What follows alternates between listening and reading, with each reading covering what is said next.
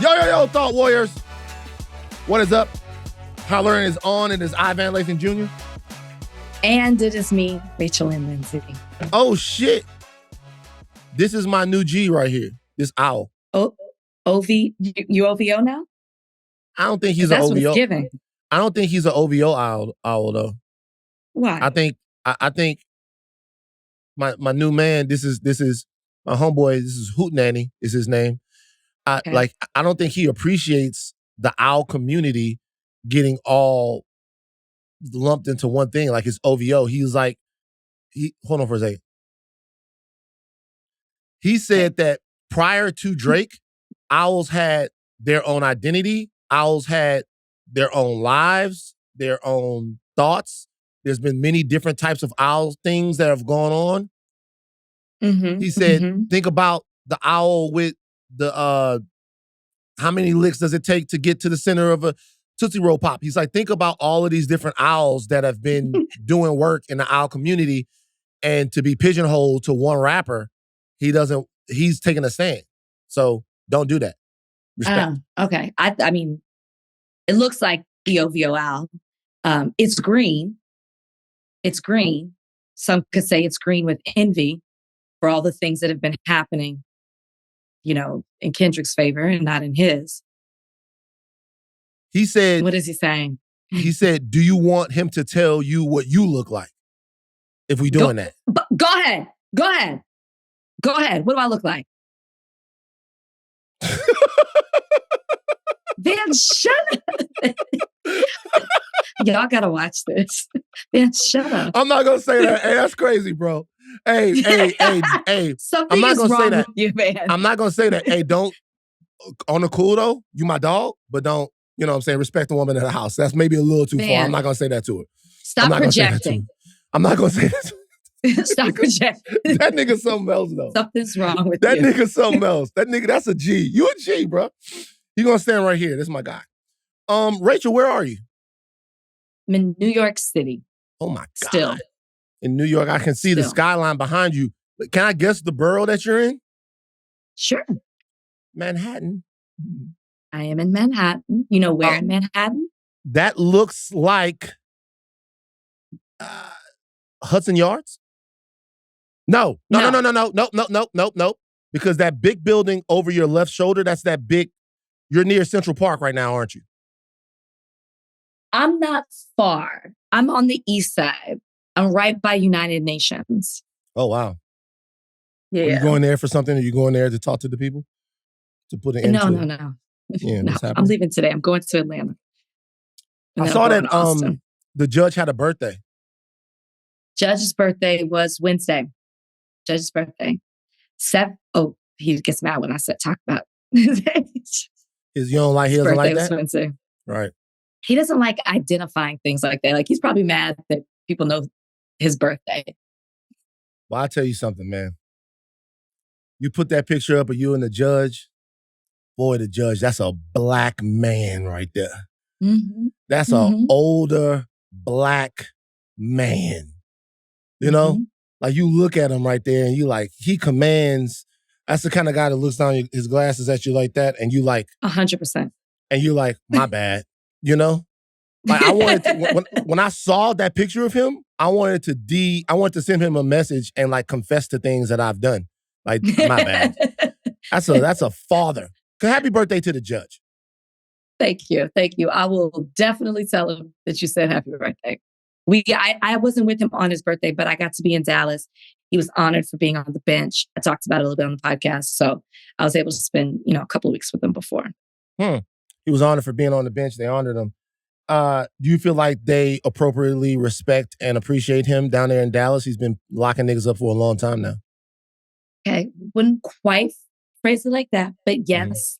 He's been on 26 years. His clerks all come fly in from all across the country. It's really beautiful to see the impact that he has and the legacy he has being the first Black person in that district and seeing how he's given an opportunity to so many other Black people to clerk for him who go on to become partners and judges across the country, giving them an opportunity that maybe his white counterpart judges didn't previously do. When you look at the spectrum of his clerks, none of the other clerks look like that. It's So called it's really nice. a coaching tree. It is a coaching tree. Like you're a coach. Everybody knows what it is. Coaches that were assistants under you, analysts under you, GAs under you. Then they go on to become, he's got a great law coaching tree. That's amazing for the judge. We appreciate stuff like that. All right, we have to start the podcast with some sad news that broke yesterday. Yeah. As we record Thursday, there are a lot of people around the world who are saddened by the death of Liam Payne, who was a member of One Direction. He fell from the third floor of a hotel in Argentina. And apparently the scene was pretty chaotic. Obviously, One Direction was a phenomenon in the 2010s. Harry Styles, Zayn Malik, Louis Tomlinson, and now Horan. They formed on X Factor, and they became a huge, huge thing. Now you look at a couple of the people that have come from One Direction. Obviously, Harry Styles is a big deal. Zayn Malik is a big deal. But all of these guys were massive stars. And this was an unfortunate death of a 31-year-old man.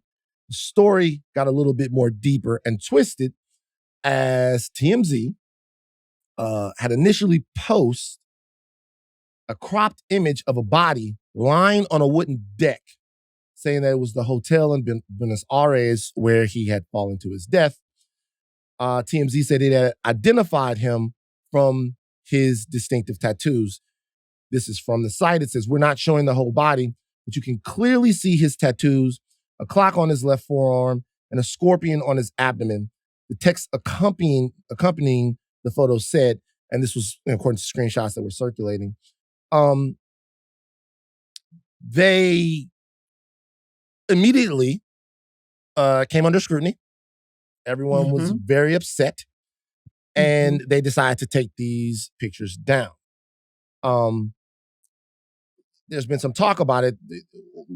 Kelly McBride from the Craig Newmark Center for Ethics and Leadership said, there are circumstances where publishing images of dead bodies is journalistically defensible, but such cases are those where the photos call attention to an important story that has a strong public interest element, such as harrowing conditions for migrant children, so on and so forth.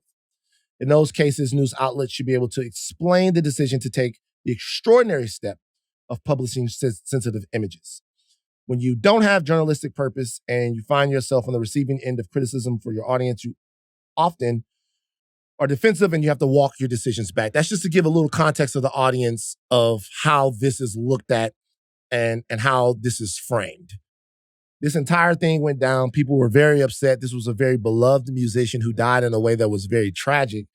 And I think people didn't get a chance to make heads or tails of it in an existential sense before they were forced to look at pictures, not forced to look at pictures, before they were subjected to pictures of the dead bodies. Yeah,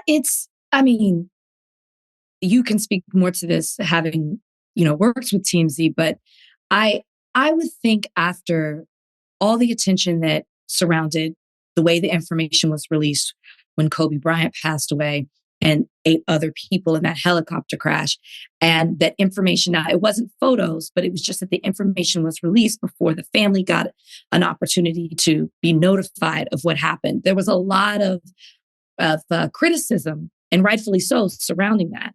And I think it started, maybe not started, but there was a lot of attention around this conversation of why is there this rush to be first when the information is so tragic? It had already been reported and confirmed that he had passed away.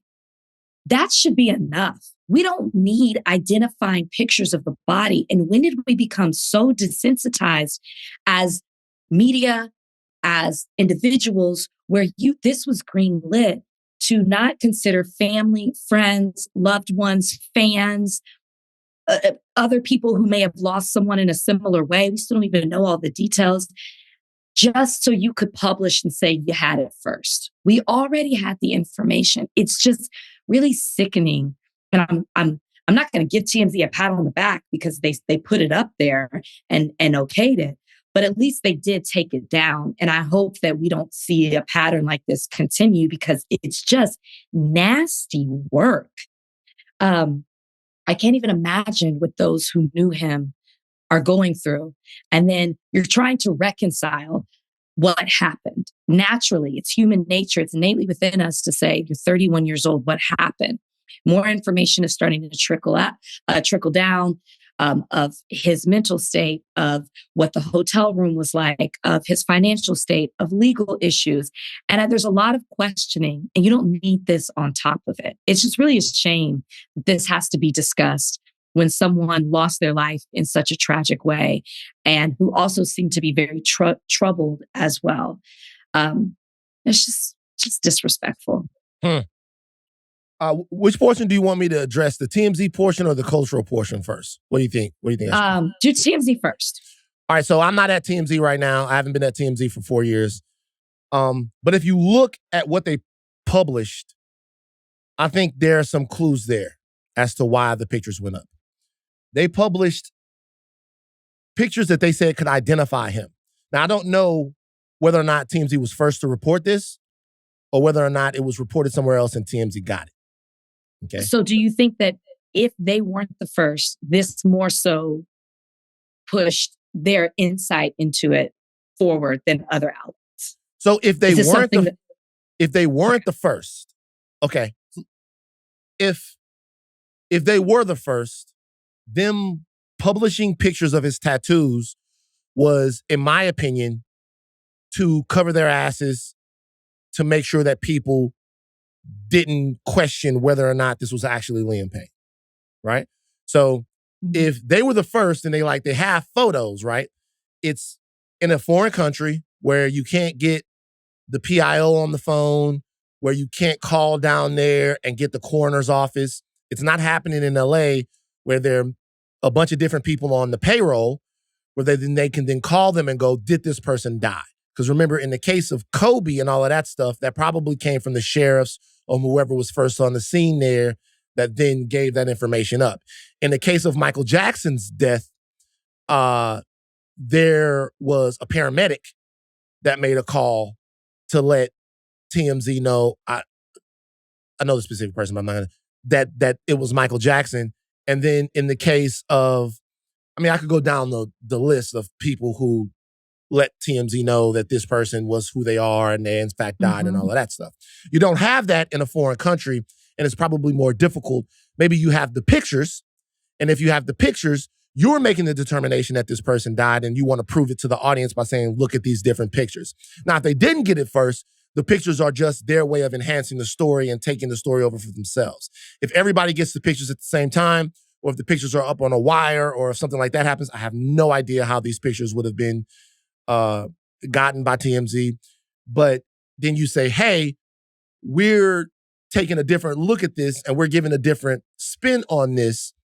We're going to make the audience, we're going to create some value with our audience that this is actually him by showing pictures of his tattoos. Okay. What I would say is there's probably an element of gun shyness over there right now. I can't say for sure. I know there's been some internal turnover, and some of the people that were there before aren't there anymore. And there's been a lot of turnover over there in the past 7 to 8 years, you know what I mean, in terms of the news gathering apparatus that exists there. And so maybe the Beyonce thing is lurking deep in your mind. We don't know. We don't trust.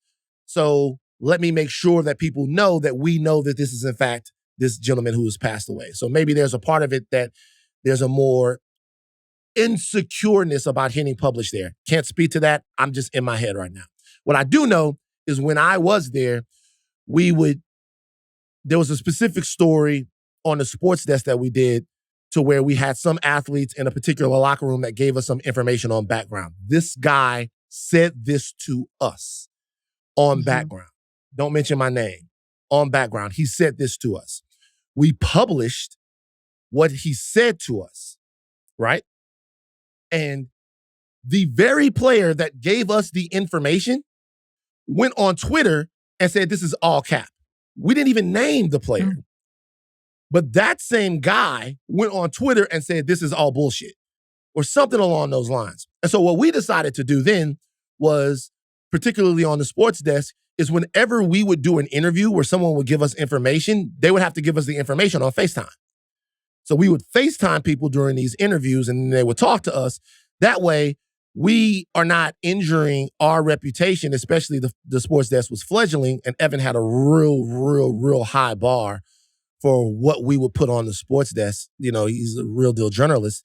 And so we didn't want to be in that position. So sometimes at TMZ, there was a reaction to how these stories would play out. We never got close to publishing anything like that on the sports desk, but I'm just saying. So I would take all those things into consideration as to why they did this. And also, just to be honest with you, I think that part of what people, the issue that people have with TMZ and places like TMZ, and something that they know, is at the back of like the minds of a entity like TMZ. They know that you guys really don't care. And we should all be real about this. Like, you really don't care. About what? About what happened with Liam, about what happened with Kobe, about what happened with that. Jeez. You don't care. Like, people don't. I don't. TMZ legitimately months ago, like a couple of months ago, just said that Beyonce was going to be at the DNC, and they were straight up wrong. It straight up didn't happen. But the reality is this: what people care about more than anything is not the humanity of the person being covered. It's not the integrity of the organization that's covering it. It's not the sensitivity of the organization that's covering it. It is the thing. You want to know. You want to know this happened. You want to know where it happened. You want to know when it happened. You want the tea. You want to know. Yeah. And because they know that, right? Because they know that you want to know, and they want to be first because you want to be first. You want to be the first person to know. You want to be the first person to send it to your group text. You want to be the one that tells your mom. You want to be the one that tells your dad. You want to be the one to disseminate this information. And so the faster you get it, the faster you can be the TMZ. You're shaking your head, but let me tell you something. The reality is, if another thing happens next week, be it a death, be it some kind of other story, and TMZ breaks it, no one will remember what happened this week. And they realize that people can't really be consistent in their judgment of them. If TMZ or any other organization like TMZ falls off, it won't be because of something that they did that offended somebody's sensibility. It'll be because they're no longer good at bringing people the information that they need or want. Being first, the reason why being first is important in journalism is because of capitalism. Because if you can brand yourself as the organization that is first, it gives you a competitive edge over all of the other organizations that have this stuff right. So, of course, if you guys don't, if people, the only way to hold TMZ or any other place like TMZ responsible for the kind of content that they're putting out is to not go there, is to unfollow, is to mute, is to that. But you won't do that because you're nosy. You want to know what's going on with these celebrities. You want it first. You want it bad.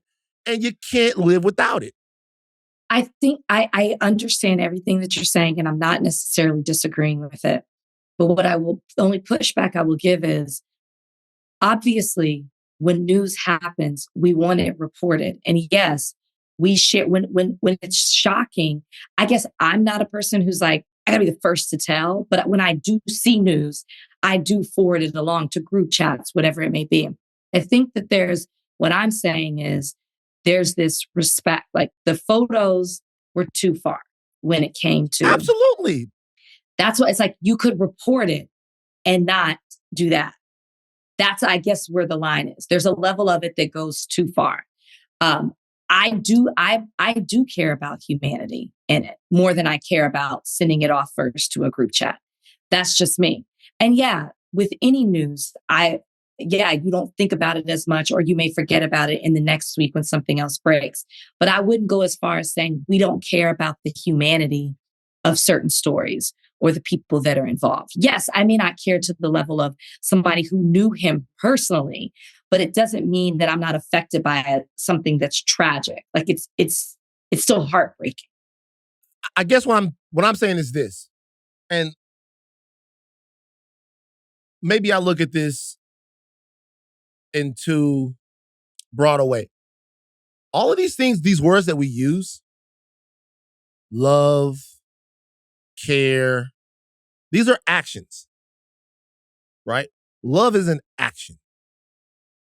Loving someone without any action behind the love is hollow, and it's actually toxic and dangerous because you're telling somebody that you love them. You're telling somebody that you care, but there's nothing behind it. Care, using the word care that's very powerful. It's an action. If you care the way an entity or an outlet comports itself, then there would be consequence on the back end of that care, right? If you care about it, it wouldn't just be like, oh, I feel bad that they did that. It would be that they did that, and so I don't fuck with them anymore. Or they've been to the well one too many times. We've seen this one too many times. We've had conversations about what the line is, what the limit is, and whether it's TMZ or some other place. And there's been one place that continuously pushes the line about what we consider decent. And so we don't want that in our society anymore. So we're not going to fuck with them. I remember I would go different places and, I would hear like Rosenberg, before I knew Rosenberg, right? Or other people like them or other places. I would hear criticisms of myself because I worked at TMZ from different places, right? I would hear criticisms and stuff like that. I'd hear, he works at TMZ. How do we know he's cool? Or I would hear different things. People would say different stuff or whatever. And these people, I don't give a fuck whether or not they think I'm cool or not, but like, it would be like, whatever.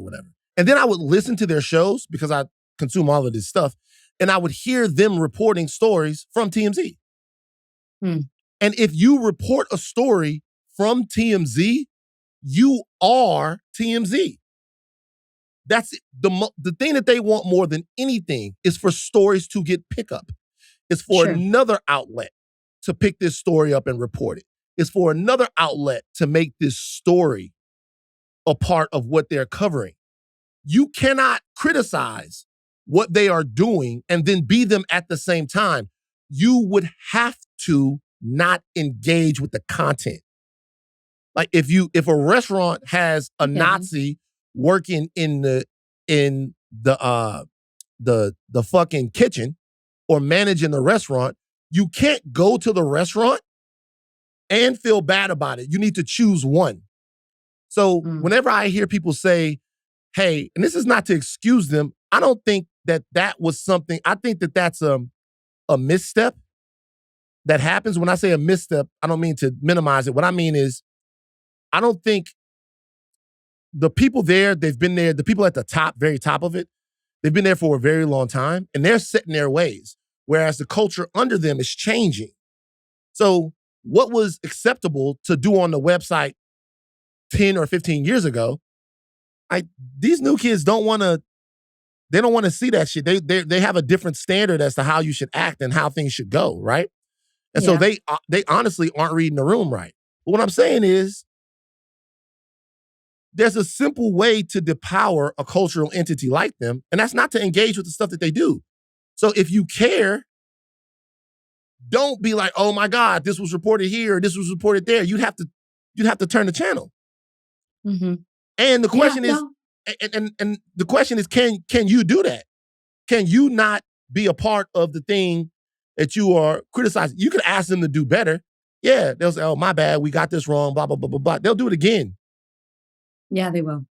So They will. And that's not to say, I'm not putting all the blame on the people. But what I'm saying is that like, if you're gonna go back to the well with this again. And the reality of it is you have to make a decision about what you support. And if you support it, support it. If you don't. Fine. That was one of my rants. Can you get it's oh, that counts for this month? That counts as a rant. That's my first rant of October. Yeah. Maybe not, but that counts as a rant. It was a rant, but it was, I mean, you have a different insight than most people do when it comes to this. So, fair rant. And there are people in the room that are definitely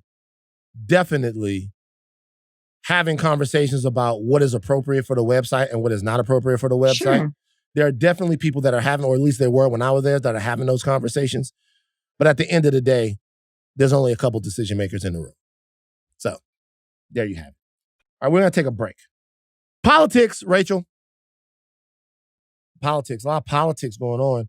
All right, where do you want to start, Rach? Do you want to start with Obama and black men, which everybody has talked about? Do you want to start with Fox News interview with Madam Vice President Harris? Where do you want to start? There's so much. Where do you want to start? Where do you want to start? I think we have to start with black men. What? And Obama. Oh, me wanting to talk about black men? Whoa. What do you think I'm going to say? What do you think my response was? Do you think I had a problem with what former President Barack Obama had to say to a room full of black men voters? No, you liked it. You like kicking us in our nuts. So look, Donnie, over the past week, there's been a lot of conversation about Obama's message to black men in general, then black men specifically. Before we get into it, and me and Rachel talk about it, Donnie, give us a little bit of the video of what Obama had to say.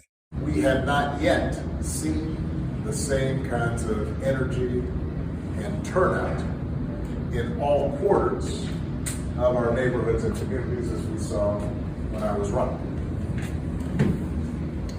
Now,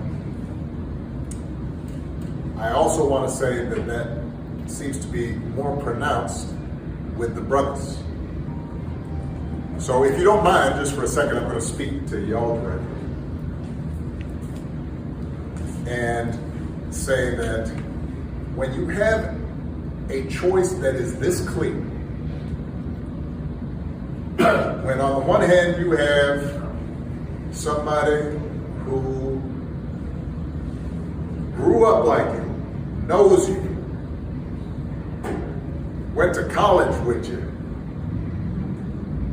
understands the struggles and pain and joy that comes from those experiences.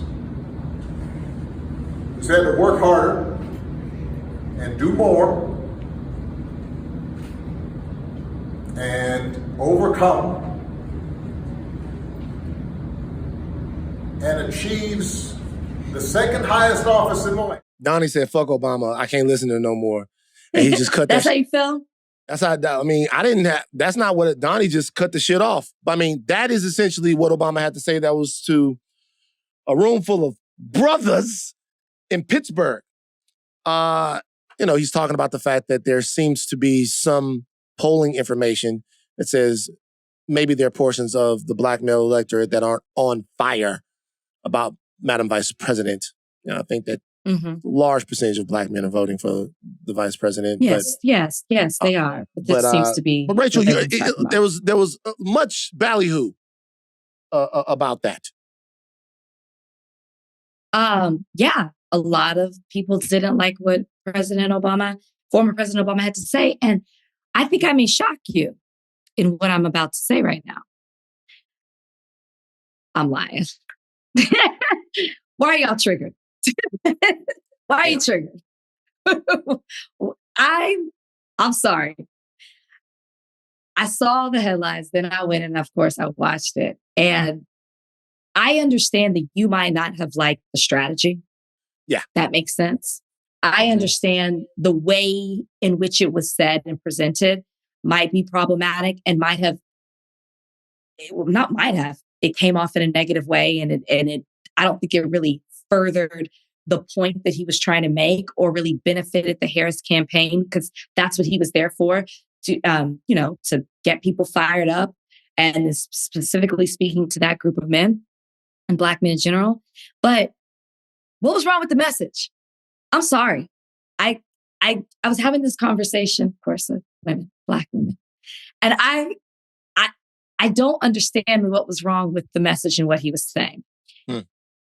Biden polled better with Black men than Harris did. Hmm. What do you attribute that to? Biden has not been perfect for the Black community. I mean, no candidate or president has. There are things that Biden has done in his past that have been detrimental to the Black community. Hmm. Why is Joe Biden polled better with Black men, and not just Black men, Hispanic men? Why did he poll slightly better than Harris? It really does seem to come down to what former President Obama was saying. The fact that you aren't feeling the idea, and this is a quote from him, of having a woman as president. And you're trying to look and come up with alternative reasons as to why you don't think that she should be, you don't want to vote for her, you don't want to vote at all, or you're going to vote for somebody else. I'm sorry. I think people are triggered because maybe he struck a nerve and there's some truth into some of the things that he's saying. I think people are reaching or either aren't educated on the past of Kamala Harris. I'm not saying she's perfect, but are reading headlines and not doing the work. We've seen D.L. Hughley take back words and things that he said on his own platform because he wasn't well researched. And I think that if you look to the root of it, some of it points to the things that former President Obama was saying in when he was talking to this group of men. I'm sorry. But at the end of the day, I also think this is really a red herring because we're really not focusing on the group that we should be focusing on. To your point, what you said at the top of this, majority of Black men are voting for Kamala Harris. We really need to be talking about the white men. But, I think a lot of this is a distraction. But go ahead. I mean, well, why would we talk about them? It's easier to kick us in our nuts. No, seriously, exactly. seriously. No, seriously. I agree with that to some point. I think this is a distraction. Right. Okay. So first of all, I got to say a couple things. First thing is this. I'm vigorously supporting Madam Vice President, and I wasn't triggered by this at all because it really doesn't apply to me. Right. So I didn't feel a specific way. However, let's say that I was triggered. Question is, what would I be triggered about? Yes. I would be triggered about two things: effectiveness and intent. Okay. Right? If you are around a lot of Black men, if you have conversations with a lot of Black men, and when I say Black men, I'm not talking about, because I have Black men who are friends and everybody in the group has a PhD except for me. I have friends, Black men out here in LA, all of whom are pretty well-to-do and wealthy. And then I have my homeboys out here that are not that I do work with in different parts of the city. I have my homeboys back at home who are all making great lives for themselves, but these are Black men. These are all different types of Black men. These are the college-educated Black men that you talk about. These are not the college-educated Black men. Some of them got one foot in the streets, one foot in activism, a wide swath of Black men. And if you know that many Black men, you know that is not the way to get through to them. That lecturing them and calling them out in front of the entire nation is not the way to get through to them. So I wonder how in touch the president is, the former president. I wonder how many conversations he's having with Black men, with brothers, if he thought that was going to elicit any other response than, who the fuck you talking to, nigga? Like I wonder how many real conversations, I wonder how many group chats Obama is in if he thought that was the way to get through to them. All right. Secondly,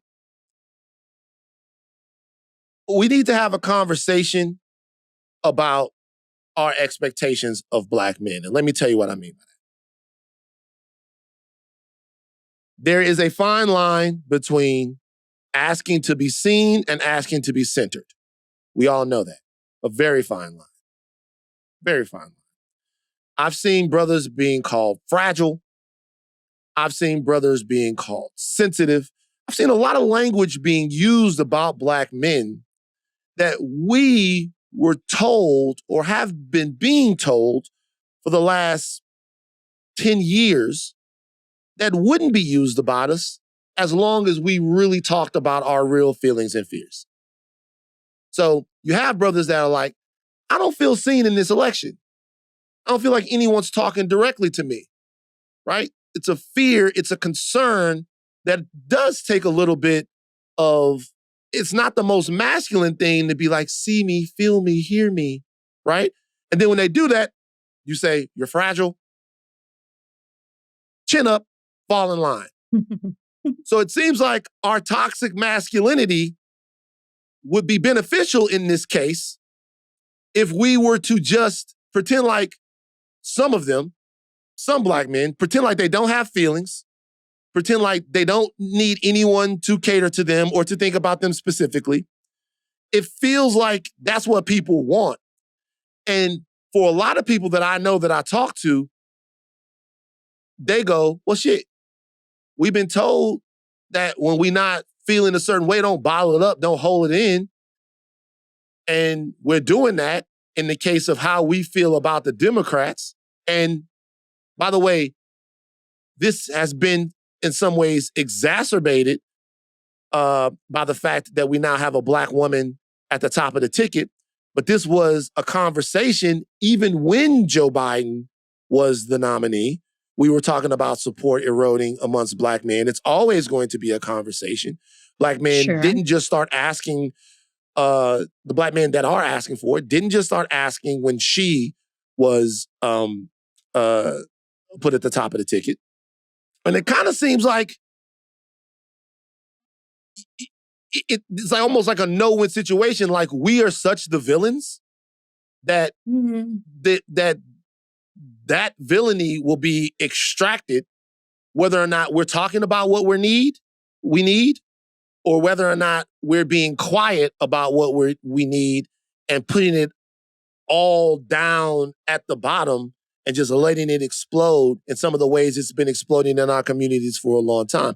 I'm going super deep with this, but what I'm essentially saying is you have Black men that are communicating that they don't feel seen, that they don't feel prioritized in this, and they're being told to shut up and fall in line. Okay. Shut up, fall in line. No, sorry, I didn't mean to interrupt you. No. So I told you? Remember what I told you? Or what he told you. Mm-hmm. Here's the thing. And I guess this is pulling a page out of James Carville's book.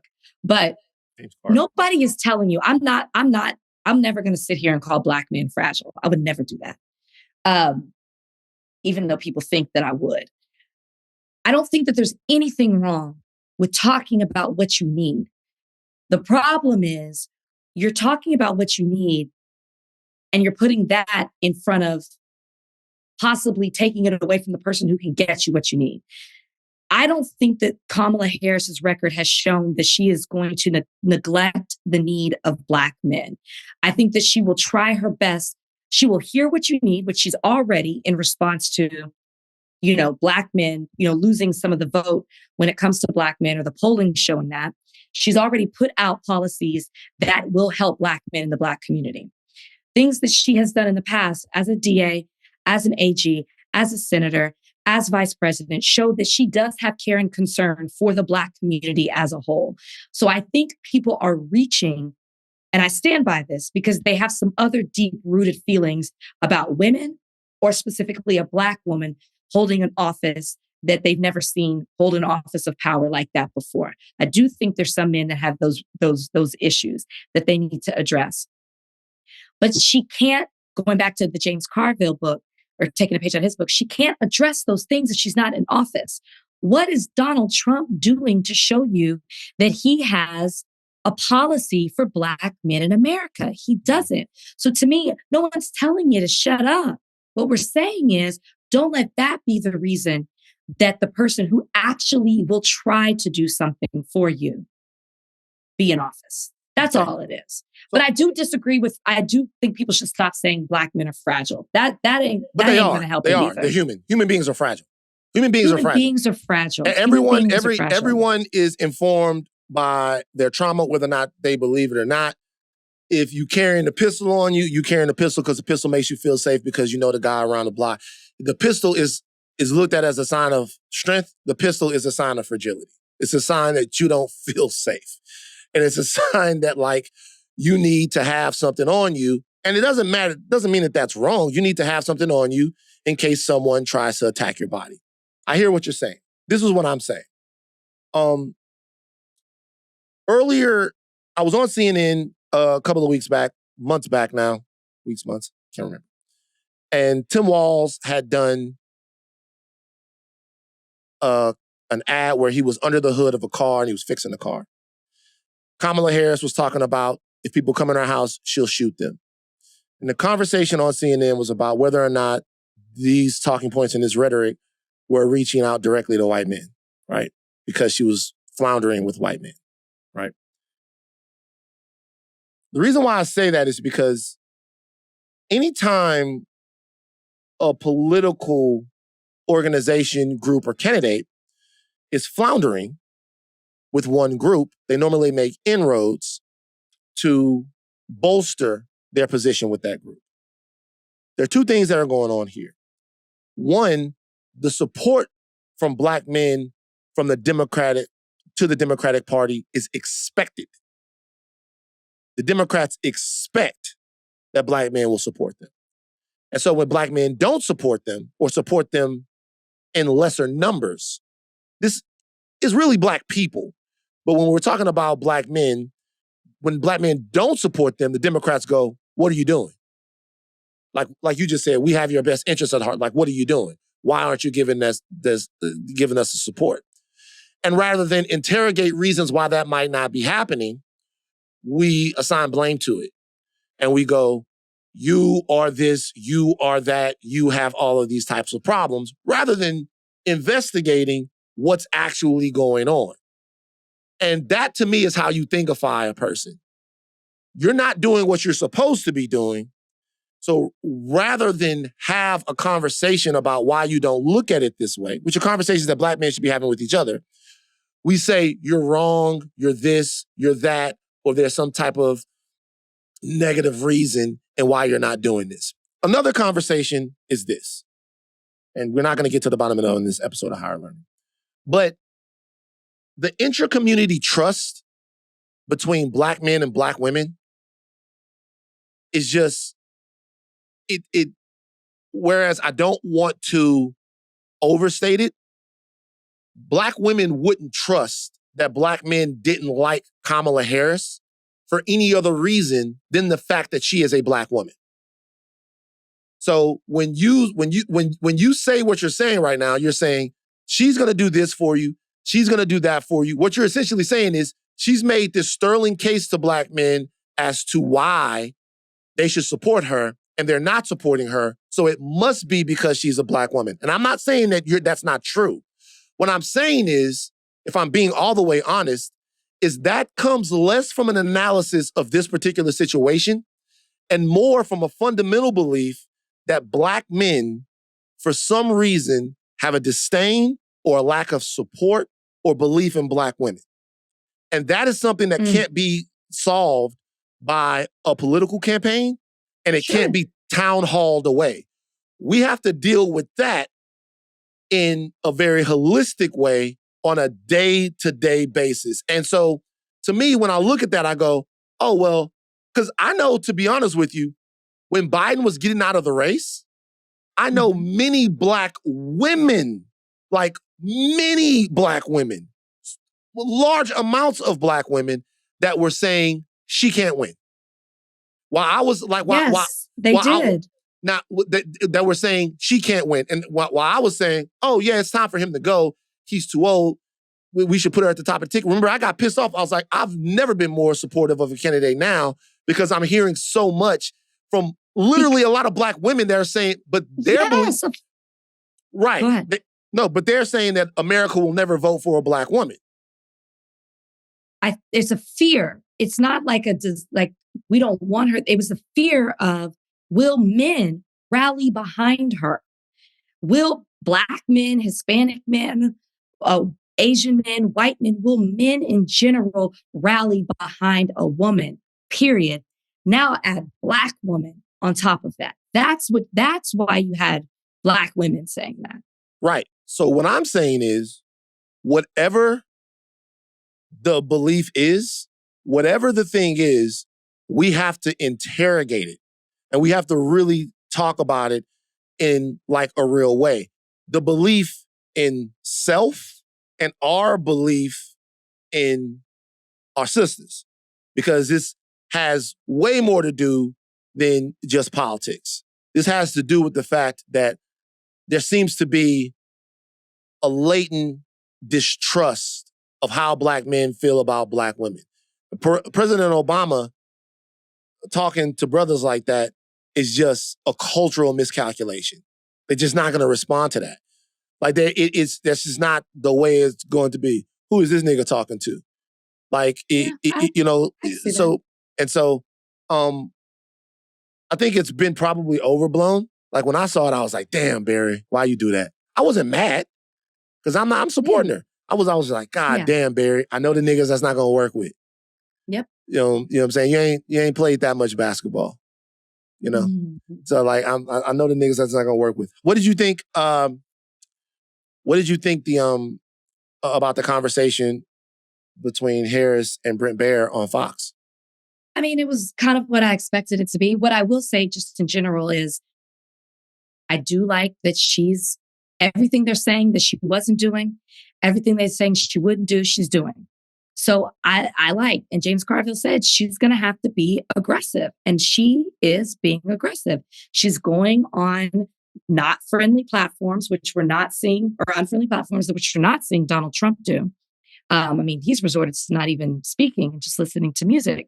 So I think it's great to see her in this position where she is standing up. And I mean, I guess that could work against her, but it is good to see her standing up on an unfriendly network, honestly, to a white man. I liked it. I liked the energy. I think they hit the things that I thought we knew they would come strong with immigration. I think she held it. I thought one of the interesting things that they brought up was not the gender surgery for prisoners. We've seen those ads everywhere. I'm seeing them in New York. I saw them when I was in Texas. I thought it was interesting when they brought up the back and forth of what she would do differently from President Biden, because she said that she wouldn't change anything that he did in his administration. But, she runs on a campaign of she's going to do things different. It's a new day. She's turning the page. So I actually thought that was an interesting thing that they brought up. And I thought she handled it well. Man, Brett earned his place. Where? I mean, Brett is now minted. Brett went out there. He's what? He's minted now. Oh. like Brett got let me tell you what happened to Brett. Brett got the interview and everybody was like, he got a bunch of calls and it was like, how you gonna show up, Brett? You gonna show up for them, you gonna show up for us. Got that woman, that lady, Negra, that uppity Negra. She should get. Brett, you need to sit her down. And when she sits down, you need to look her dead in her eyes and you need to say, uppity Negra, get. What you gonna do, Brett? Brett might have even wanted to have a regular interview, but he had all of these people in his ears. He probably had dreams. I wonder sometimes what white people's ancestors think of them. Because my ancestors, okay, so look, my ancestors are really happy with me. And I don't have to do very much, right? Like, I don't have to, it's like, you see like Gabby Douglas, Simone Biles, they win a bunch of gold medals and people go, oh my God, the ancestors are making them proud. You heard people say that before, right? Yes, of course. And that it don't take that much to make the ancestors proud. You know, they like, if you walk up and walk to the refrigerator by yourself, your ancestors are going, oh my fucking God. You go to the bathroom by yourself, you do all, they're like, fuck, look at what we have made. They can do anything that they fucking want to do. Like your boss asks you to come in and take an extra shift, your boss is white, or your manager, or whatever, and you go, I don't want to do that. Your ancestors are like, this motherfucker here is the illest nigga I've ever seen before in our life. White people's ancestors, though, they must be disappointed all the time. Every time like a white person says like the N-word, every time you use the N-word instead of saying nigga, white people ancestors must be up there cringing or down there probably cringing. Like, God damn it. Look at Brett. What is the N-word? You call a nigger a nigger. So I think that Brett probably got a lot of information from his ancestors and from people around him to be the whitest white man he could be in the moment. Like, I'm talking about cut her off, bully her, talk over the vice president of the United States as if you are on her level. You're the Fox News guy. Ask the questions, get the answers, do the pushbacks, but that's not what Brett did. Brett did the work of his ancestors, which was to tell that uppity nigger to get. Good job, Brett. Brett gonna be invited to every meeting of the Grand Wizards and every single Heritage Club, think tank meeting. Harlan Crow gonna call, the Koch brother that's still alive. Brett did his job. Good for you, Brett. You did what you were supposed to get. What if she would have just sit down and Brett would have been like, get. I love get. I love get. I love Nigra. Nigra. Nigra's my favorite. Like he's asking her a question. Madam Vice President, 40% of the electorate, according to the Rasmussen poll, thinks that you're an uppity nigger. What do you got to say for yourself, Howard and AKAs? Get. It was bullshit. But good for him. He did what he was supposed to do. He did what he was supposed to do. He lined her up. He probably got a slow clap when he was walking back in that bitch. Like, showed her. I mean, that's all he wanted to do was argue. It's to be expected, but I got to give it to her for going on there. Yeah, she did her thing. I mean, yeah. Trump is unraveling, playing the music and doing the whole thing and the whole nine. Trump is unraveling. He's actually canceling interviews. She's upping the amount of interviews that she's doing. She's going to go on Rogan, which I'll be honest with you, no matter what you think. Is that confirmed? It seems like she will. There's musings that she will. The race is tightening up. Yes, it seems like her going on Rogan right now, it won't be that type of interview. It doesn't seem like it would be. I want to know from the audience, you think it's a good idea for her to go on Rogan? You think it's a good idea, Rachel? I think that she has shown that she can handle herself in any situation she's put in. So I think that if the request is being made, I'd only say no if she was ignoring Black media. But Roland Martin did The Breakfast Club. The Breakfast Club was great. Yeah. She's done other stuff as well. So I say, why not? I think Kamala Harris can handle herself in any situation. And I'm not afraid. If the worst thing people can say is she's too disciplined, or used the word discipline. She's too scripted. That's what came out on The Breakfast Club. And she said, no, I'm disciplined. And she's right. We've been looking at chaos for such a long time. We forgot what it looks like to have a disciplined candidate. And I think that's the worst thing that people will say about her is that she's scripted. But I say go. At this point, go. Go. The race is very tight. Swing for the fences, man. Swing for the fences. It's a toss-up race right now. Swing for the fences. We have a very special guest joining us on Higher Learning today. One of the guys that has brought you so much of the content and the shows and the movies that you've consumed over the past, I'd say 60 or 70 years that he's been in the business. I could roll off the different things that he's done.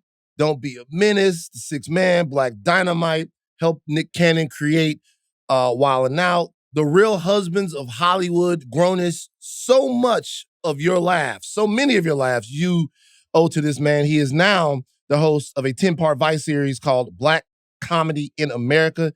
It premiered Tuesday, October 16th. Chris Spencer is joining us today on Higher Learning. Chris, how you doing, my brother? Oh, I got people clapping up there. We'll add it in. We'll put it in. Yeah. How are you guys? We're doing well, man. We're good. Tell us about the series, Black Comedy in America. Why is it important? Why do you want to do it? What is it about? So the project actually started off with Michael Strahan's company, and they brought it to Tiffany Haddish and her company. And my wife at the time was running Tiffany Haddish's company. And as they were developing, she said, "We need my husband because he's fantastic. He's funny." And so being able to add my Rolodex and my insight and my 30 plus years of comedy to this project, I think it's made it actually very special. We have episodes ranging from the Chitlin circuit all the way to Kevin Hart, right? And it just shows you that there is no America without Black comedy in America. And so as we decided to dissect this, it just became more and more apparent that we were doing something special. We were doing the Lord's work, for lack of a better word. And wait till you see it. It's really, really something great. Wow. So this is 10 episodes. 10 episodes. And how did you figure out what you wanted to include? You know, you've got the 70s and 80s you focus on. You've got Eddie in the 80s. You've got the Best Man film. You've got so much. Like, how did you narrow it down to this is what needs to be included to represent it? We wanted a range. Okay. We also didn't want to make sure we did too much and then there's nothing to do in season 2, right? Although, of course, there's so much Black comedy. So we just started putting stuff together. Scheduling was important because, you know, a lot of people that we put in the show are very busy. And so a lot of it had to do with scheduling. But I think, you know, we like the first episode was the Kings of Comedy. Like, no force in Black comedy as a group has ever done anything like what they did. Not even as a group. Like, these dudes were doing stadiums. Like, that's rock star numbers. And so, you know, when you start hearing about Chris Rock and Chappelle and Kevin doing these numbers, it's because these guys kind of laid the foundation.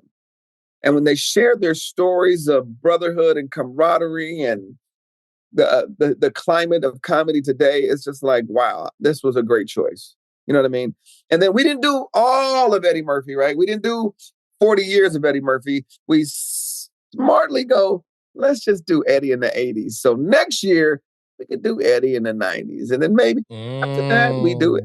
And then we didn't do 70s and 80s sitcoms. We did 70s sitcoms. So then we can do 80s sitcoms and 90s sitcoms. So everything was thought out and really manufactured to make sure this thing isn't just a one-trick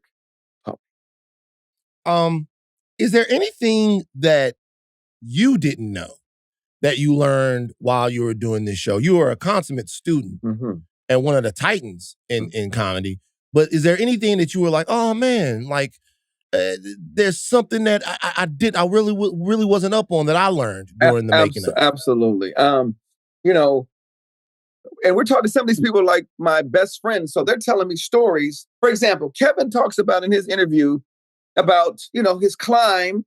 And then how, you know, you plateau at times. And like, you know, every now and then, you know, he's still doing, you know, huge arenas and stadiums, but he'll get a call and go, wait, how many tickets we sold in Cincinnati? Am I in the news? Did something bad happen? And like, to think that he's even thinking about numbers at the level he's at, I'm like, wow, you really care. Like, these people really care about the craft of comedy and they take it seriously. You know what I mean? And you Mhm. forget that everybody started from somewhere. Like Dave Chappelle is telling stories about open mics and his first intro and foray into comedy, like his first time on stage. And I've heard the story before, but never from him. You know what I mean? So to be face to face with Will Smith telling me how the incarnation of the Fresh Prince of Bel-Air happened is different than hearing it from an interview with. Matter of fact, let me fix that. We've heard Will say it. You've never heard Benny Medina talk about Benny who Medina, the yeah. story is Mhm. based on. When he Right. shares his insight, I'm like this. It's crazy. I was just glad to be a part of this. You know, I loved watching it because it's not just showing how essential Black comedy is Mhm. to America or in America. It just took me back and it made me feel so good Right. to watch some of this. And then I got a little angry, like specifically in the best, not because of you, Right. but in the Best Man episode, I'm thinking, why don't we really see these Black rom-coms anymore like we did, Right? like burst on the scene Remember? in the 90s and early Love and 2000s? Why do you think basketball that and the is? wood. Yes. Yeah. Why do you think that is? I don't know. I know once people get a wind of realizing what you realized after watching it, I bet there's an influx of them. And let's not say they're all gone. Of course, there's The Best Man. Of course, they've done 3, including the series, and then Tyler Perry. Yeah. He does love stories. You know what I mean? But there should be more. Where's Yeah. Love Jones 2? You know what I mean? Like Boomerang 7. Like we should be doing more of these. Y'all want to hear I'll tell you why. Give it to me. Why? You niggas won't go see him. I don't believe That's that. why. I don't believe that. You know why I don't I believe don't know. That's why I don't true. believe that? Because look at what I- people are watching Tyler Perry movies. People are watching making Tyler him Perry number movies, one but every single time. I'm telling you something right now. There is a crop of Black actors and directors and filmmakers out there right now that are making. The Photograph came out. There have been movies that have come out that explore this stuff, and sometimes we drag our feet to go see depictions of Black love, and we should ask ourselves why that is. Well, I'm just being for real. that could have been a good excuse before streaming. There's too many damn channels and networks, and fucking you can watch a TikTok rom-com if you wanted to. So I think this is sparking conversation. You know what I mean? Maybe just like how conscious rap went this way. You know what I mean? Maybe it was just a natural progression for it to go, but this shit is needed. You know what I mean? I agree. It's very much needed. So I hope whoever's watching this show is going, huh? Especially the gatekeepers. You know what I mean? Right. So I think, the gatekeepers. Yeah, with all these. Chris acting like he not one of the gatekeepers. I am man. not. Chris, I've never. You know what I want to ask Can you I about? can I ask a follow up to that really quickly? Sure, you may. Because it just makes me think of an interview I saw with Carrie Champion and Gina when they were talking about love and basketball. Mm-hmm. Do you think that part of this is because you can't make movies the same way that you did in the 90s, early 2000s, 2024? Like, do you think you could make The Best Man the same way now that you made it, or that you made it, but that it was made in a year and a half ago? They did a 6-part series, and it was great. I just think it was good. We haven't, you know what I mean? Or maybe there's been a lack of green lighting some of these projects because of the powers that be. And so, but we got to take advantage of our own shit. You know what I mean? Let me tell you something. There's this network called Tubi who don't give a fuck what you do. You know what I mean? Yeah. So we should be like, and listen, they started off on the backs of some fucking hood, Crip horror movies. And but just like they always do with us, they start off with some inexpensive Black shit, and then they build and build and build. I've heard Tubi's making more money than Netflix now. And if you look at Tubi now, they slowly gotten away from all these shoot 'em up, bang bang, horror movies that are it should be called horrible movies, but they're giving you the opportunity to create your own and create your own empire by you independently putting it on this platform, and there's a rev share. So you could do a series like that. You know what I mean? You just have to be able to bet on yourself. Like there's no money up front, but just know that, hey, I'm taking a gamble on, Best Man 7. I want to tell you guys something real quick. My favorite Tubi movie, you guys got to go check it out. It's called The Rapper That Got Shot in the Foot. You're a It's liar. about You're a Meg. liar. Hey, man, you are a liar. man. That's There's the name of the no movie. such thing in the world. It's about Meg Thee Stallion. It's called The Rapper That... Man, no. That's the no, name of the no. movie. Man, It's don't called lie. The Rapper That He's Got not Shot in the lying. Foot. It's called That Got Shot in the Heel. But They got shot in the heel. In They the got shot in heel. the That I can heel. I believe. seen it. I can I believe saw it the on there. heel, but not the foot. I saw it on there, and I was like, I gotta watch it, and it was entertaining. That's man. what it Like, is. Let me tell you something else I realized. It was entertaining. We don't really care about quality. You know what I mean? It could be, you can see a dude shooting a horror movie in the kitchen and his mom walk by and go, "Oh, baby, I'm sorry, I didn't know you was filming today." We don't Right. care. We like seeing us. We love seeing us in any was way, entertaining. shape, or form. And that's why Tubi is fantastic, because there's a lot of us putting up. And then sometimes you want to go watch a shitty movie. Right. You got to see that. You see that movie with Claudia Jordan? Where she shoots the man and then shoots the baby, and then the blood. What? Huh? Is this on Tubi?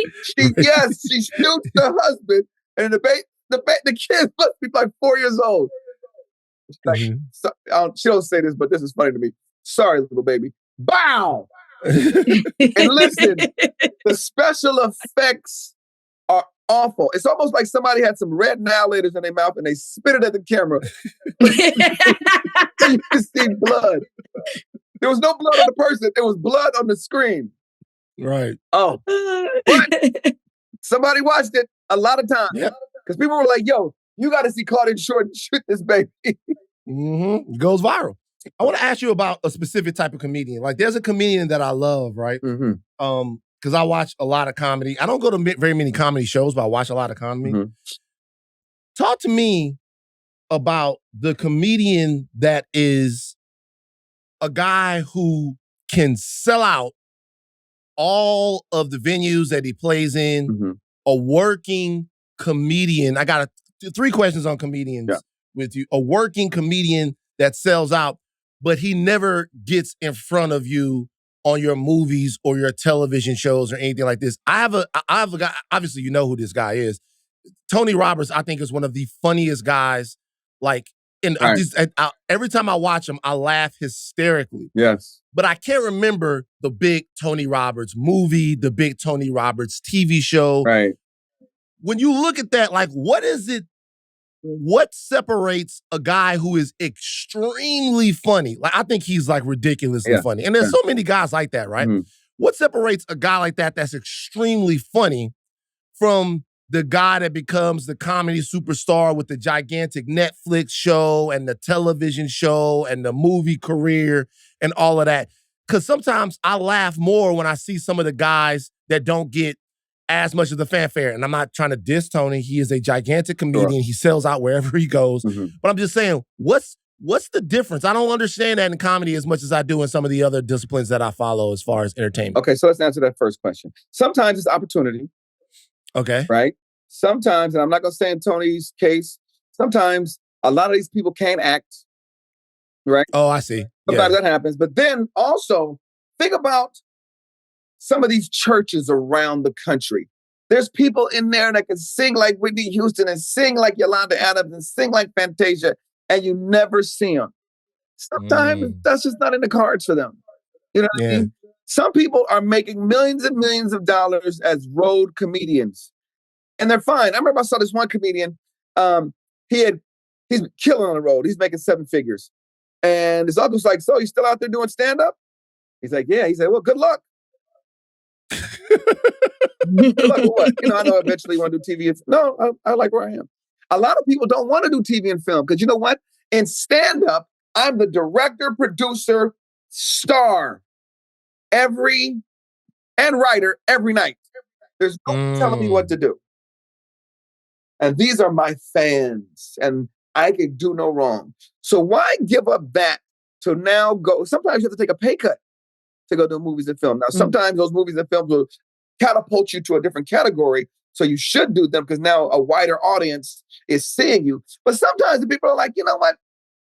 This is cool. Yeah. You know how big my house is in Decatur?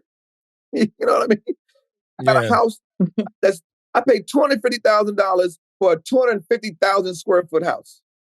Fuck Hollywood. You know what I mean? Why? Right. Why go under the scrutiny of these gatekeepers telling me how to act and how to be and how to stand when I can go out here for 1 hour and come home with $7,500 to $75,000 a night? And then jump on a plane. Like, some of these dudes are on private planes. And we're like, damn, I wonder how he's doing. He's never in any TV and film. He's like, fuck TV and film. Right. Another reason, I'm going to give you number two.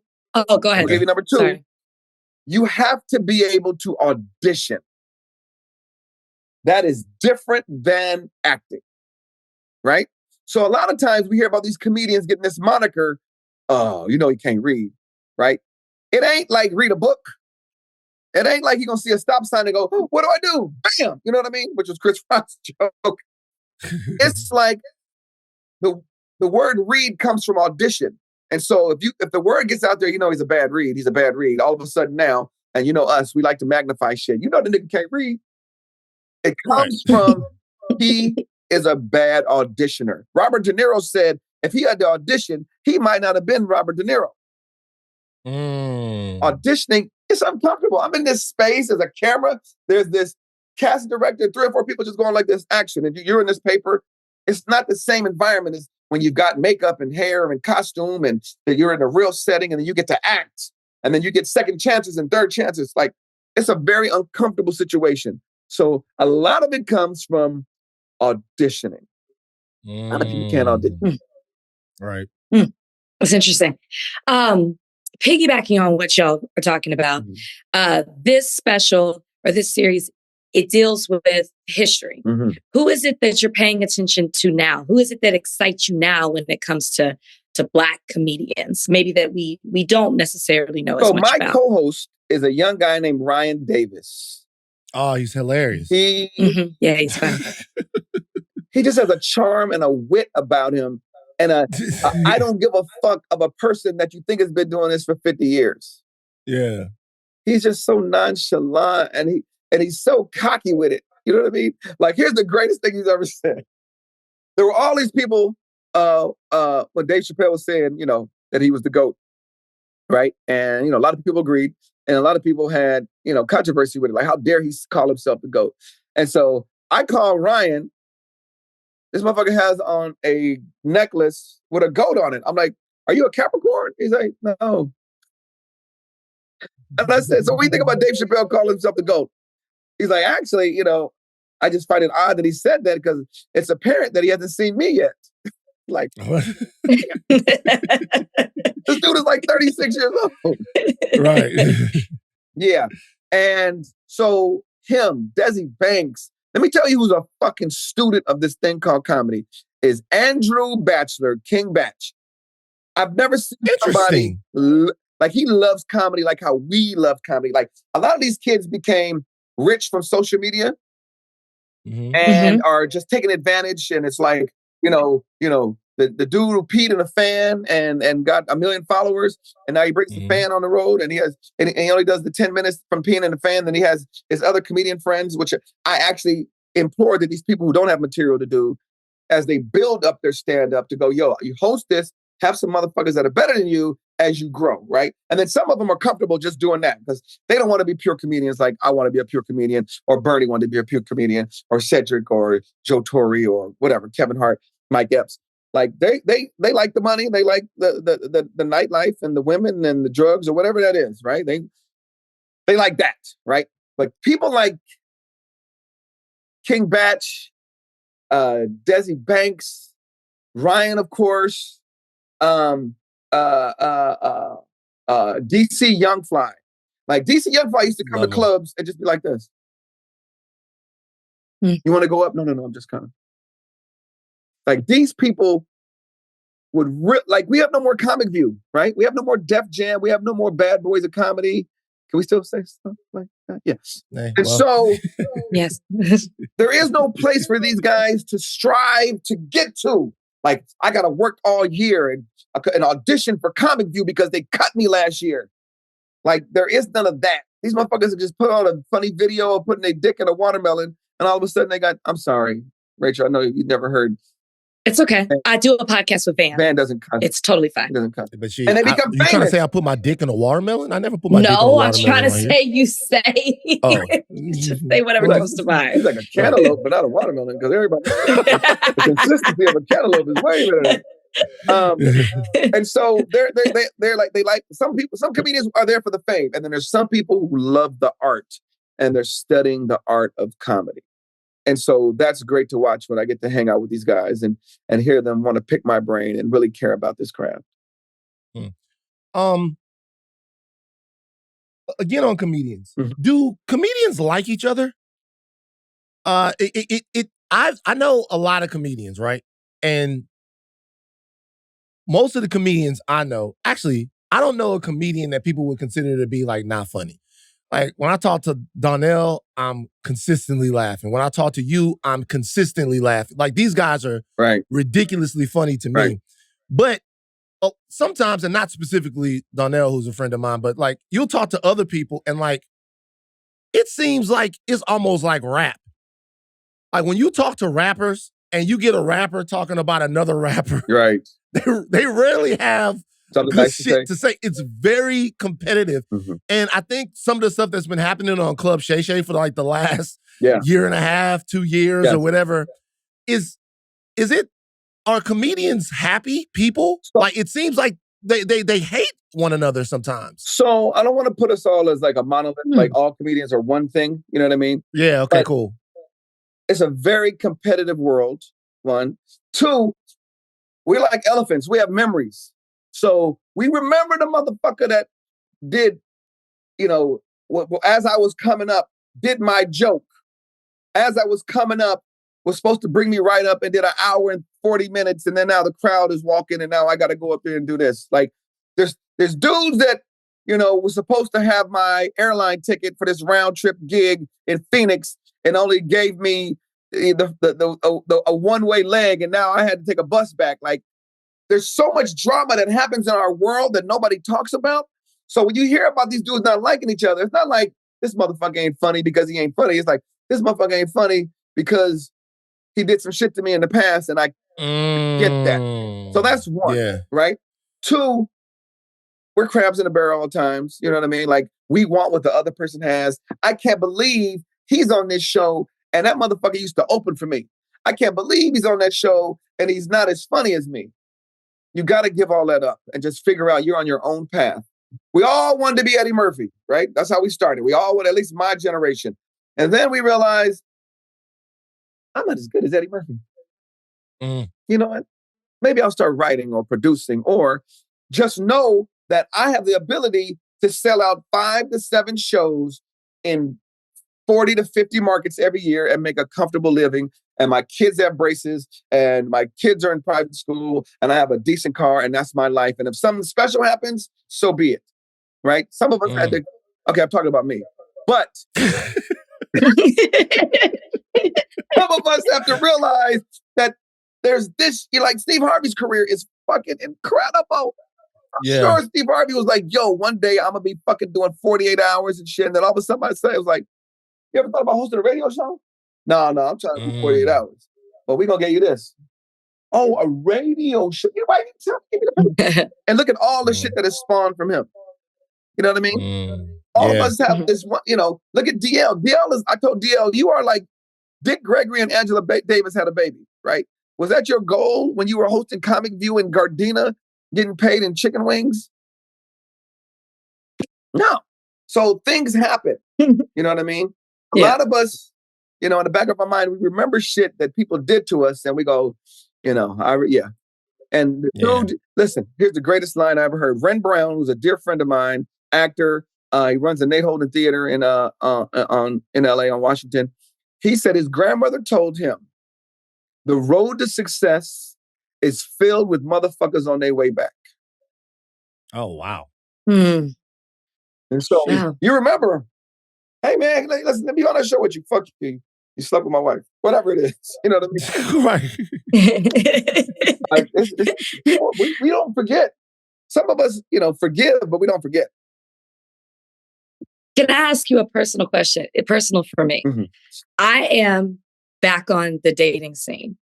And one of the shut up, Van. Then one of the top 3 Why you things say people wow? tell me. Wow. Huh? No, this comes up a lot. Okay. And I've yet to ask a comedian this. Ask me. But I am constantly told to not date a comedian. Would you give me that same advice? And why do people tell me that? It depends on the comedian, right? Like if there's a younger version of me out there somewhere, I think you need to put a ring on his finger, right? But we are, for the most part, a lot of us are in pain, right? And the way a lot of us are able to soothe that pain is to go on stage, right? But just know when that nigga gets off stage, that pain didn't really go away. It was a Band-Aid. So it depends on the comedian. Like I don't want to just lump us up into this one group of all comedians ain't shit. But just know, he's coming. A lot of times he's coming. He's that comedy for him is helping him cope. You know what I mean? Mm. So it's helping. What kind of comedian would she be able to date?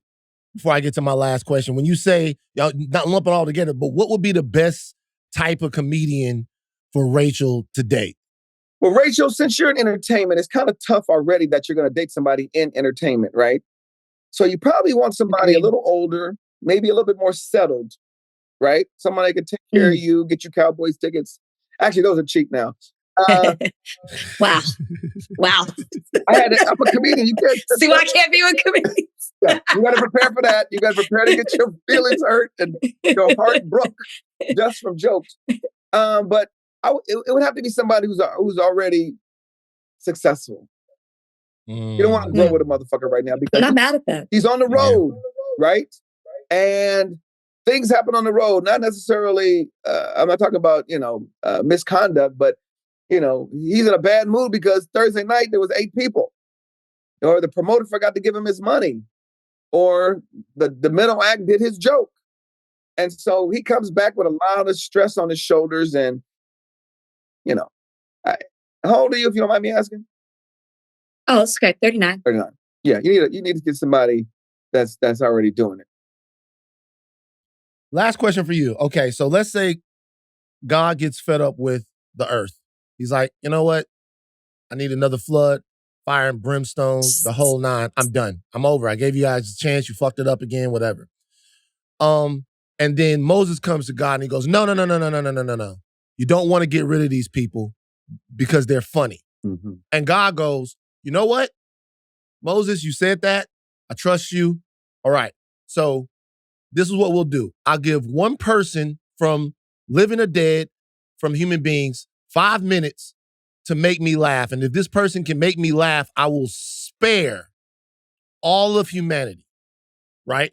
You got one comedian in history who has 5 minutes to make God laugh, or God will destroy the earth in fire and brimstone. You, Chris Spencer, have to pick that comedian. Who are you choosing? And it's pure stand-up. It's pure Go stand-up. Entertain God. Go in it. You got 5 minutes though. Is God black? Don't have is God black? You don't. God is black. God is black. I mean, God is black.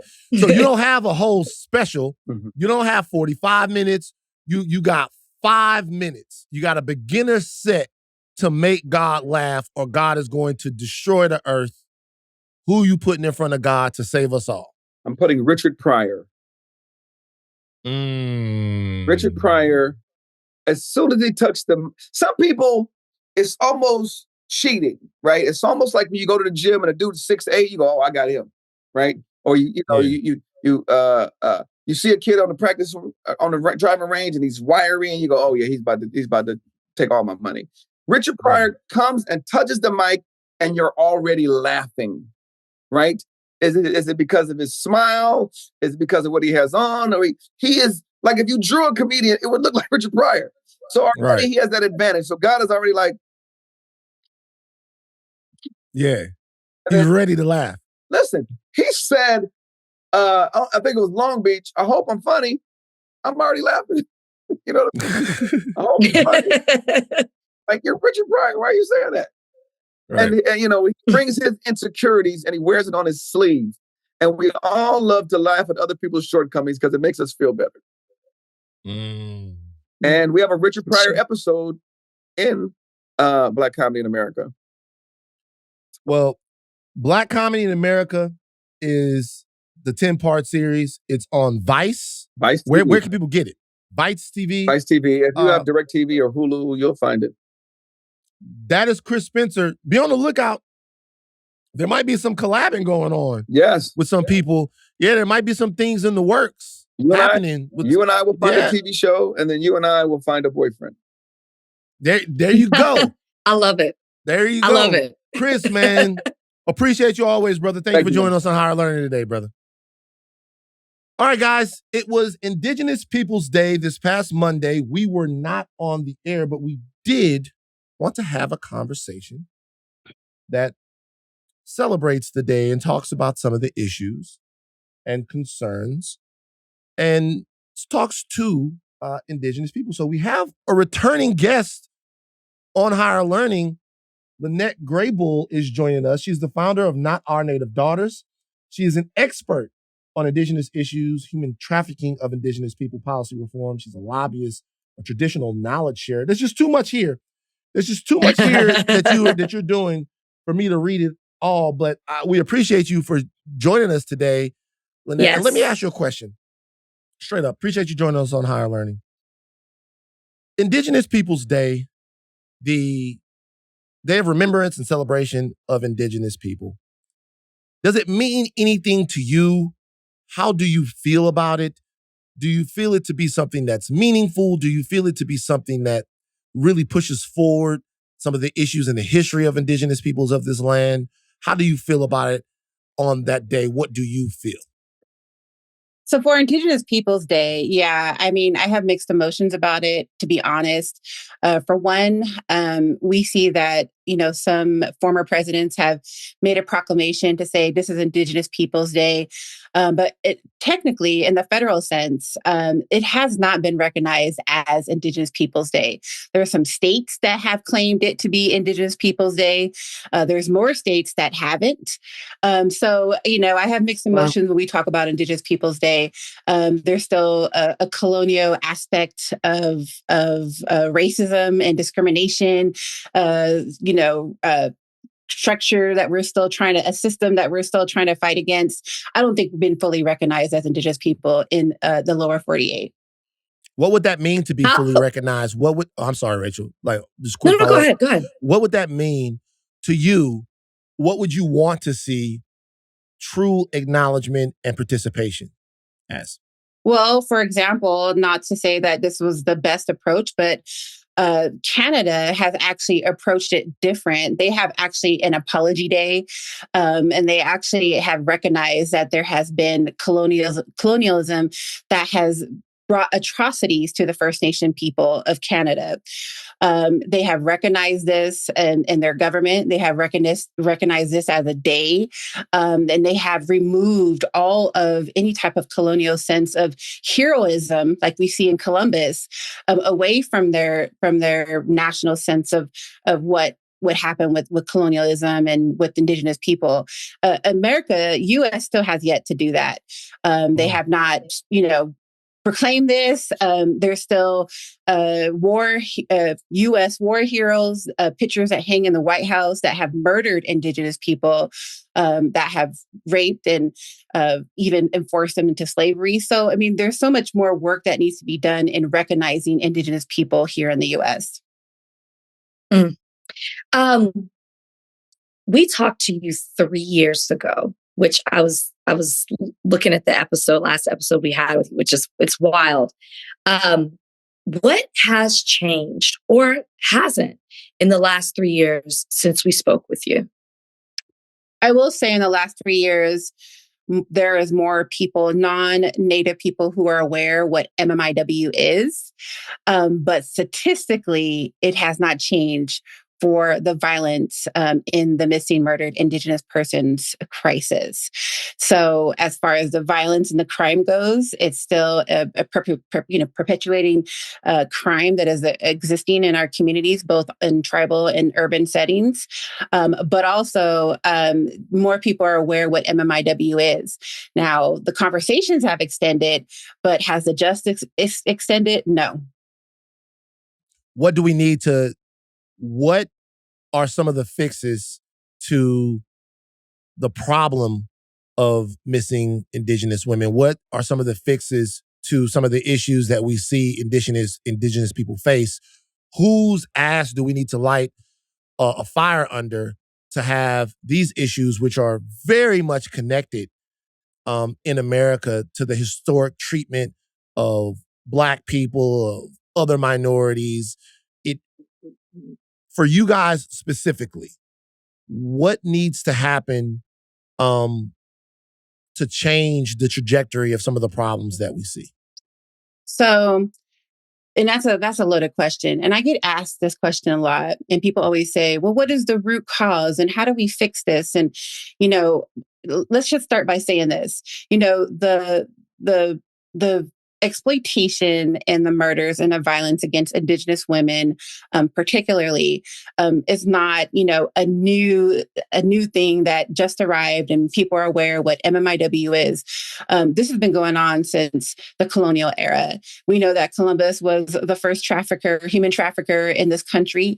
He trafficked our Haitian relatives, Taino relatives, and then, of course, the Indigenous people here in North America as well. So when we talk about how do we undo this, how do we talk solutions, we're talking about 400 or 500 years of undoing colonialism and a perspective towards Indigenous people. I mean, we are still breaking the myths of Indigenous people that we're all poor, we're all alcoholics, we're all addicts, we're all, we're still undoing a lot of those things. And I think the idea of what Native Americans look like, I mean, there's some citizens of this country that believe that we are extinct. They don't believe that we even still exist. I can't tell you a handful of times I've been in other areas and other cities and other states on my travel, and people was like, oh, I thought you guys were wiped out. Or, is there any more 100% Native American people? Are they all mixed in? And so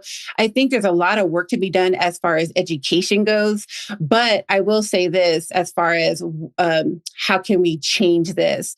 You know what? I like to reference kind of like the civil rights movement and the Black Lives Matter movement.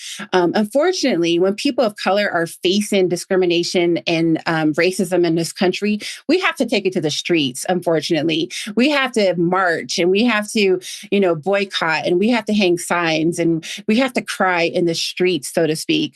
That's kind of the sense that I feel that my work and a lot of other people who do this work, we actually go to the streets. We have to lobby. We have to, go against the policyholders and the people, the powers that be, to advocate for why this is an issue. You need to do more. We need more funding. It's U.S. treaty government right to fund our public safety, our law enforcement, and all of these other things the U.S. government has agreed to do for tribal communities. And those treaty rights, those U.S. treaty rights from 1868 has yet to be honored. And this is a big factor on why we still have missing, murdered, and exploited Indigenous persons. And it's intentionally swept under the rug. I read something that said a recent study shows that Native Americans are less likely to be contacted by a candidate, a party, or a civic organization than any other community of color. We're in an election year, less than 30 days till we have somebody new in office. What do you want to see from the next administration when it comes to pushing forward or addressing some of the needs that you talked about, or maybe something else when it comes to Indigenous people? What do you want to see from the next administration? So that statistic is very true. I mean, you got to understand there's 575 nations in this country, and we all have our own culture. We all have our own language. We're spread across the U.S. But if you look back at 4 years ago and what happened in Arizona, if you look back what happened with the Navajo Nation people, their numbers of voting flipped that state of Arizona from red to blue to help Biden win that state. That is a true testament of the power of the Native vote.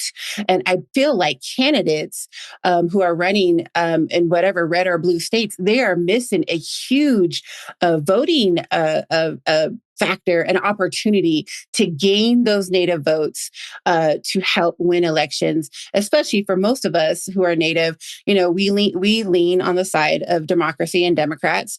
And so it's a big opportunity for candidates to reach out to the Native community. But we, again, just like any other issue, we are not contacted in these types of matters. You know, this probably should have been my first question, but I'm just going to make sure I get it in, even though it's my last. You have dedicated your life's work to fighting for the rights of Indigenous people. And I would imagine that can be very frustrating and tolling on you as you see the needle move slowly or not even at all. So just a wellness check on how you're doing. Yeah. And then what also, like, do you keep put in place to protect your peace? You know, and maybe that could help someone else who also is fighting the good fight. And then can you provide other resources for our listeners so they can continue to assist you in what you're doing? Yeah, I appreciate that, Rachel. Yes, absolutely. You know, I talk about self-care a lot. You know, a lot of my work is trauma-informed care. I sit with families who are missing their loved ones. I've sat with families in law enforcement offices, and I've heard law enforcement say, you know, hey, don't worry, this person will show up, or, you know, they're known to party, you know, that don't worry about it. I've heard, you know, just the lack of empathy and compassion that law enforcement has had towards families. And I've worked with victims of human trafficking for many, many years, and I mentored a lot of young women throughout the years. And I will say that the work is heavy.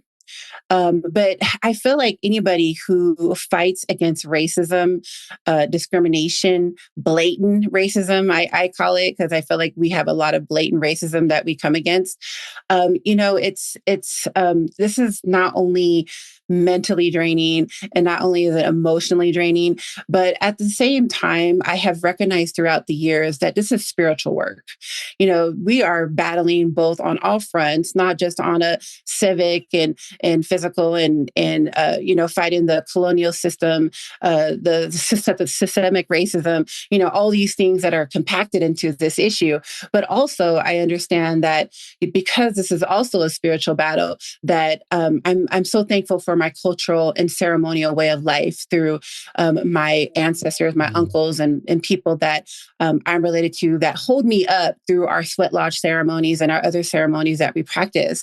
So, and when I'm in the sweat lodge and when I am practicing my ceremonies, I have a sense of grounding because I know that these ceremonies that we do have been practiced for thousands of years. We sing songs that have been passed down for thousands of years. And it makes me emotional to talk about it because I know that my ancestors, even far back as my parents and my grandparents, didn't have the opportunity to identify their trauma and to label it, but they didn't have the opportunity to heal from it. You know, one thing I always say is I never went to boarding school, but my father and my grandparents did. But my grandparents and my father has journeyed on. And so they never lived in this life where people were talking about boarding school trauma, the trauma of being assimilated into Catholicism or whatever other church entity out there that forced these ways on my parents and our people. So the sense of self-care for me is through our ceremonies. And I I hope and I pray that I'm doing the work to honor the ancestors to the abilities and the opportunities that they never had. Lynette Gray Bull, thank you for joining us on Higher Learning today. Always a pleasure to talk to you. Reach out whenever you want to jump on with us, man. It's been too long since we've seen you. Yes. I'm honored to be with you guys. You guys do amazing work. So thank you for including me in an Indigenous voice as well. Okay, we got to get out of here real quick. Before we do, let's leave with a message from America's favorite rapper, which he definitely is right now, Snoop Dogg. Now, we all hate... I apologize. Nah, I really don't apologize, man, because a lot of my fans get mad at me when I talk bad about him, but I think it's safe to say most people in our culture do not. Well, you need to know that a lot of your fans is racist. Ain't no fucking way around. Don't even try to put no. I don't even want to put anything around. I do. I don't give a fuck. I tell him straight up, motherfucker. If you like that nigga, you motherfucking racist. Fuck you and fuck him. Now what? All right. Draw the line, nigga. He drew the lines. Exactly. He drew the motherfucking lines. Before him, there were no lines. Everybody was everybody. We respected everything. We didn't trip. But nigga, when you drew the line, nigga, start pointing motherfuckers out and saying, nigga, fuck y'all then, nigga. Yeah, that's how I feel. You and them. If you're just tuning in, we're talking Kanye about too, Donald Trump. nigga. Don't forget about him too. Fuck you too. Ooh, Lord have mercy. Jesus. Now, look, say something real This quick. is obviously old. Is it old? Well, This is today. Wow. You know why I'm confused? You know why I'm confused? Because Because of remember the we had a Harriet? whole conversation Yeah. about him being more open-minded. First, this was the energy he gave. Then he had a more open-minded response. And we talked about it on this podcast. So I thought this was the old clip. Welcome back. Welcome back. Well, hold on. I don't know that this is Donnie. You might have got fucked over. Hold on. I'm looking at something right now that's saying that this is an old clip. Donnie, you got fucked over. Yeah, you're right. This is old. This is not from This is from January. 6 years Donnie ago. makes mistakes, guys. Keep This it in. is- Donnie keep makes it- keep it mistakes. in. They don't think he Keep makes it in. mistakes. Keep it in. Whoops. Keep it in. Donnie, this is old. It's 6 years ago, Donnie. Hold on for a second. I gotta talk to my homeboy. Who nanny? You wanna? Okay. Nanny. Okay, good. So going forward, Hoot Nanny is the producer of the podcast. Like it's three people on the podcast now. Me, Rachel, and my G Hoot Nanny right here. Yeah, that's all. And Ashley. Ashley has left the podcast. I am right here. All right, For a second, I believed him. I was like, wait, what? we got excited for a second. I just let everybody know. No, since we then, did not. Rachel didn't. Rachel fucking called it out. Since then, Trump pardoned Harry O. And after Trump pardoned Harry O, Snoop softened and did basically a 180 on Donald Trump. Just say it's what it is. Is what it is. Thank you for Chris Spencer. Thank you for Lynette Gray Bull, who joins us on the show today. Take thin caps off and do not stop learning. I'm Van Lathan Jr. And I'm Rachel Lynn Lindsay. Bye, guys.